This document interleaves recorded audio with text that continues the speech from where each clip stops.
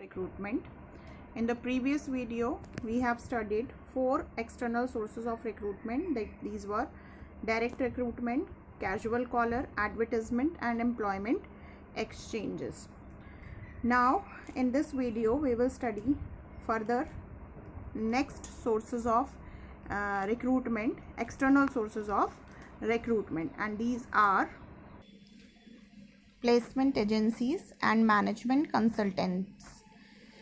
These are also like employment exchanges. In the previous video, we have studied about employment exchanges. These are the government organizations जो कि काम करते हैं market में employees की demand and supply को match करने का. Now these are the private organisations जिस पर गवर्नमेंट का कोई कंट्रोल नहीं है. Placement agencies also match the demand and supply of the personnels or the employees.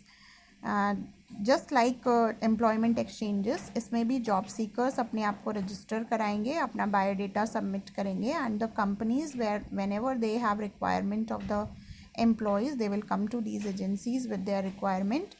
And placement agencies जो भी उनके पास डेटाबेस अवेलेबल है, आउट ऑफ दैट डेटा वो फाइंड आउट करेंगे कि कौन से लोग ऐसे हैं जिनके पास वो स्पेसिफाइड क्वालिफिकेशंस एंड एक्सपीरियंसेस हैं. Then they will be send a call letter for going to that organisation for selection test and interviews.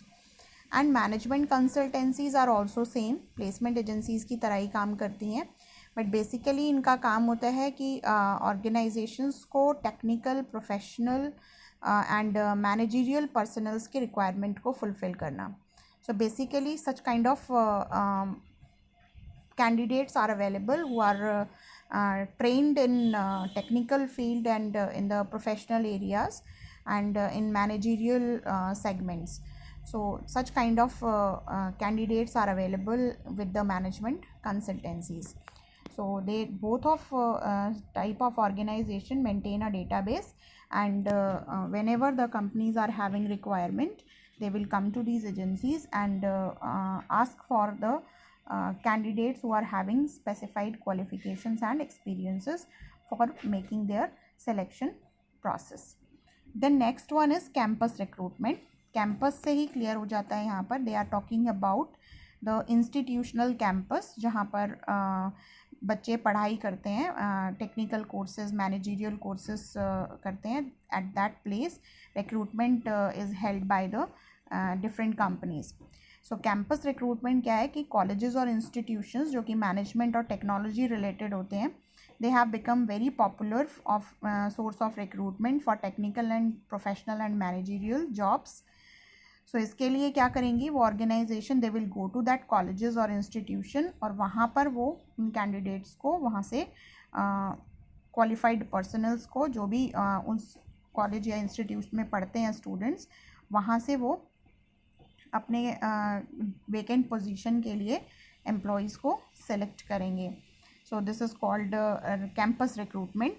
And ये बहुत पॉपुलर है आजकल. आप देखते भी होंगे कि बड़े बड़े जो MBA कॉलेजेस हैं, इंजीनियरिंग कॉलेजेस हैं, मेडिकल कॉलेजेस हैं, इन सब में कैंपस रिक्रूटमेंट आजकल किया जाता है. कंपनी सीधे कैंपस में आती हैं अपनी वैकेंसीज़ के साथ और वहाँ से स्टूडेंट्स को सेलेक्ट करती हैं. Then recommendation of employees, recommendation of existing employees. उस ऑर्गेनाइजेशन में काम करने वाले जो लोग हैं उन्हीं से वो कंपनी पूछती है कि if you are having some people in your knowledge, those who are suitable for this vacant position, तो आप उनके बारे में बताइए और we will select if those people are having or those people are completing all the requirements of the job. तो जो existing employees हैं उन्हीं से recommendation मांगा जाता है. तो applicants introduced by present employees और देयर फ्रेंड्स और the relatives may prove to be good source of recruitment. ऐसा क्यों होता है? क्योंकि जिस एम्प्लॉय से हम रिकमेंडेशन मांग रहे हैं वो एम्प्लॉय ऑर्गेनाइजेशन का ही है, एंड ऑर्गेनाइजेशन को उस एम्प्लॉय पर फेथ है, उसको वो जानते हैं, तो इसलिए उससे ऑर्गेनाइजेशन पूछती है कि अगर आपकी नॉलेज में कोई ऐसा पर्सन है, आपका फ्रेंड, रिलेटिव, तो you can recommend that person for the vacant position. तो इससे हमें उस एम्प्लॉई के बैकग्राउंड के बारे में, उस एम्प्लॉई जिस भी पर्सन को हम सेलेक्ट करेंगे उसके बैकग्राउंड के बारे में कोई डाउट नहीं रह जाता है ऑर्गेनाइजेशन को। तो जो एक प्रिलिमिनरी स्क्रीनिंग करनी पड़ती है सिलेक्शन टेस्ट में, सिलेक्शन प्रोसेस में, उसकी यहाँ ज़रूरत नहीं रह जाती है, क्योंकि जो एग्जिस्टिंग एम्प्लॉई है they all know all the requirements of the business organisation, इसलिए वो उसी को रेकमेंड करेंगे जो कि मोस्ट सूटेबल होगा। This is called recommendation of employees. And then labour contractors. Labour contractors के थ्रू भी हम सेमी स्किल्ड और अनस्किल्ड टाइप के जॉब्स को की रिक्रूटमेंट करते हैं। तो लेबर कॉन्ट्रैक्टर्स कौन होते हैं? दे आर द कॉन्ट्रैक्टर्स जिनके अंडर बहुत सारी लेबर होती है। When the companies are having requirement, उनके फैक्ट्री में मान लो 5 वर्कर्स चाहिए, या उनको सिक्योरिटी गार्ड्स चाहिए, या सैनिटेशन स्टाफ चाहिए उन्हें, so they contact to the labour contractors, और वो कॉन्ट्रैक्टर्स उस कंपनी को, उस बिजनेस ऑर्गेनाइजेशन को उनके रिक्वायरमेंट के अकॉर्डिंग स्टाफ प्रोवाइड कराएंगे। तो labour contractors maintain close contact with the labour के साथ कॉन्टैक्ट होता है उनका, and they can provide the required number of unskilled workers at short notice. एकदम से उनको रिक्वायरमेंट आती है तो कंपनी सीधे कॉन्ट्रैक्टर से कॉन्टैक्ट करेंगे और अपनी रिक्वायरमेंट फुलफिल कर लेंगे। सो workers are recruited through labor contractors who are themselves employees of the organization. The disadvantage of this system are that if the contractor himself decide to leave the organization, then all of the employees will also leave. Contractors उस company के employees होते हैं और company उस contractor से contact करेगी और वो उनको वर्कर्स प्रोवाइड कराएगा। बस यहाँ पर प्रॉब्लम ये आती है कि अगर कॉन्ट्रैक्टर चला गया उस कंपनी से, कॉन्ट्रैक्टर का कॉन्ट्रैक्ट ख़त्म हो गया उस कंपनी से या बिजनेस ऑर्गेनाइजेशन से, तो जितने भी एम्प्लॉयज़ उसने लगाए थे, मान लो उसने 5 सिक्योरिटी गार्ड्स दिए हुए थे, तो 5 सिक्योरिटी गार्ड्स भी कॉन्ट्रैक्टर के साथ चले जाएंगे।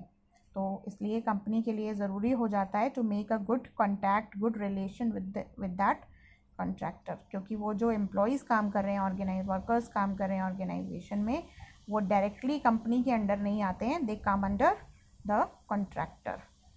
सो these are the next 4 sources of recruitment. इससे आगे के सोर्सेज हम नेक्स्ट क्लास में पढ़ेंगे। That's all for today students, thank you.